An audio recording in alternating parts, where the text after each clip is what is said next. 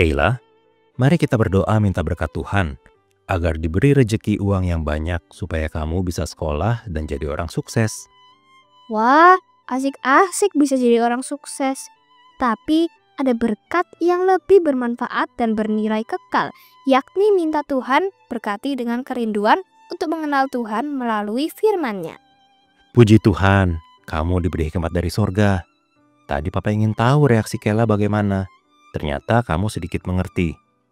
Anak-anak, mohonlah kerinduan yang terus-menerus, agar Tuhan memberikan firman yang limpah dan penuh kuasa.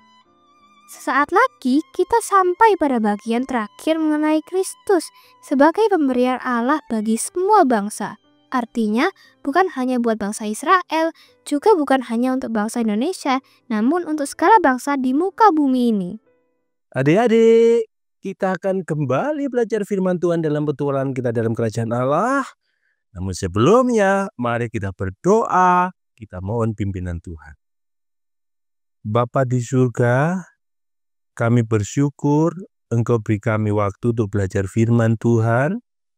Berkenanlah Engkau mengampuni setiap dosa kami, pelanggaran kami ya Tuhan, dan melayakkan kami untuk belajar firman-Mu, dan menguduskan kami ya Tuhan, supaya kebenaran firman-Mu menerangi hati kami dan mengubahkan hidup kami. Dalam nama Tuhan Yesus kami berdoa, amin. Adik-adik, kalian tahu tidak apa yang terjadi sebelum Tuhan Yesus naik ke surga? Adakah yang tahu? Pak, Tuhan Yesus menampakkan diri kepada murid-muridnya. Betul sekali. Tuhan Yesus menampakkan diri kepada murid-muridnya. Kalian tahu tidak? Kepada murid-muridnya dan kepada dunia atau seperti apa? Sepertinya hanya kepada murid-muridnya, Pak. Betul, adik-adik. Tuhan Yesus hanya menampakkan diri kepada murid-muridnya.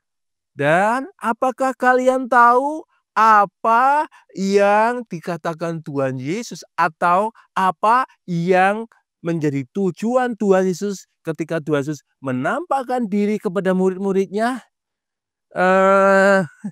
Tidak tahu, Pak. Adik-adik, Tuhan Yesus menampakkan diri kepada murid-muridnya berulang kali dengan tujuan yang pertama, membuktikan bahwa Dia bangkit dan Dia hidup. Murid-muridnya nanti akan mendapatkan perlawanan dan pertentangan yang mengatakan bahwa Tuhan Yesus nggak bangkit kok. Tapi Tuhan Yesus mau membuktikan bahwa Dia benar-benar bangkit dan Dia benar-benar hidup. Yang kedua, adik-adik, Tuhan Yesus banyak membicarakan tentang kerajaan surga. Mengapa demikian?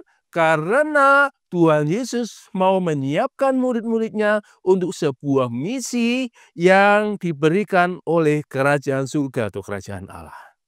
Nah, adik-adik, rentang waktunya berapa lama? 40 tahun. Kok 40 tahun?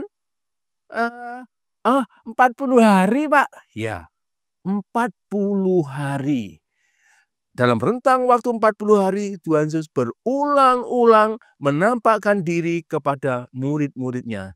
Dan di hari yang ke-40 itu, Tuhan Yesus menampakkan diri dan lebih lama dari penampakan-penampakan sebelumnya. Mengapa demikian? Karena Tuhan Yesus mempunyai perkataan yang penting yang akan diberikan kepada murid-muridnya. Penampakan diri yang ke-40 ini adalah penampakan di Yerusalem. Penampakan diri ini ketika mereka duduk makan dan ke-11 muridnya ada bersama-sama. Dan apakah yang dikatakan Tuhan Yesus kepada murid-muridnya? Tuhan Yesus mengatakan kepada mereka, jangan meninggalkan Yerusalem sampai engkau menerima apa yang telah dijanjikan Bapa, seperti yang telah kukatakan kepadamu. Yohanes Pembaptis membaptis kamu dengan air, tetapi sebentar lagi engkau akan dibaptis dengan Roh Kudus. Adik-adik, apakah makna dari perkataan Tuhan Yesus ini, adik-adik? Tuhan Yesus telah menyampaikan pesan kepada Bapa sebelumnya bahwa mereka akan mendapatkan baptisan Roh Kudus. Itu janji Bapa. Dan mereka tidak boleh meninggalkan Yerusalem sebelum janji itu digenapi. Adik-adik, tapi mengapakah Tuhan Yesus harus membandingkan baptisan Yohanes dengan baptis yang dilakukan oleh Bapa sendiri karena memberikan Roh Kudus? Apa bedanya?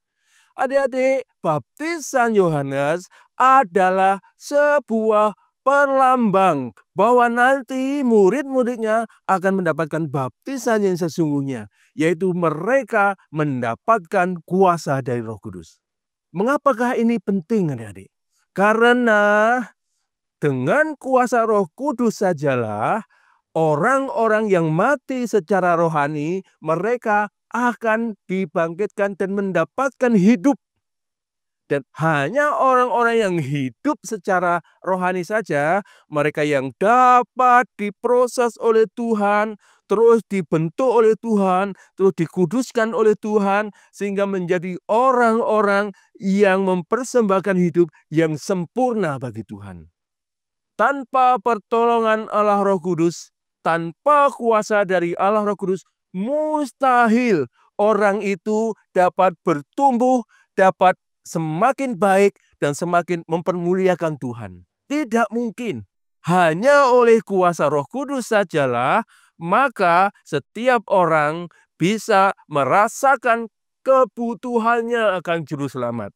Setiap orang akan mempunyai kuasa untuk hidup terus bertumbuh. Setiap orang akan mempunyai kuasa untuk mempermuliakan Tuhan. Adik-adik, pertanyaan sekarang, sudahkah kalian menerima Roh Kudus? Tandanya apa ya, Pak? Ketika kalian mengakui Tuhan Yesus sebagai Tuhan dan Juru Selamat di dalam hati kalian, kalian berseru bahwa kalian adalah orang-orang berdosa yang membutuhkan Juru Selamat, membutuhkan Tuhan Yesus Kristus. Itulah pekerjaan Roh Kudus. Kiranya kita menjadi orang-orang yang rendah hati, orang-orang yang mau dipimpin Roh Kudus. Sehingga kita berseru kepada Tuhan Yesus bahwa Dialah Tuhan dan Juru Selamat kita. Dan biarlah kita menjadi orang yang terus disempurnakan untuk mempermuliakan Tuhan di dalam hidup kita. Amin. Mari kita berdoa. Bapa di surga, kami bersyukur, kami berterima kasih kepada Tuhan. Karena Engkau menganugerahkan keselamatan kepada kami. Dan itu semua bukan usaha kami ya Tuhan, tetapi anugerah yang Tuhan meteraikan dalam hidup kami melalui pekerjaan Allah Roh Kudus. Kiranya kami boleh menjadi orang-orang yang rendah hati, yang mau dipimpin oleh Roh Kudus, bukan hanya untuk mengakui Tuhan Yesus sebagai Tuhan, Juru Selamat kami, namun supaya kami juga terus diproses untuk dimurnikan, untuk disucikan, agar kami boleh mempersembahkan hidup yang terbaik bagi hormat dan kemuliaan nama Tuhan. Tolonglah kami ya Tuhan. Kami bersyukur boleh belajar firman-Mu. Dalam nama Tuhan Yesus kami berdoa. Amin.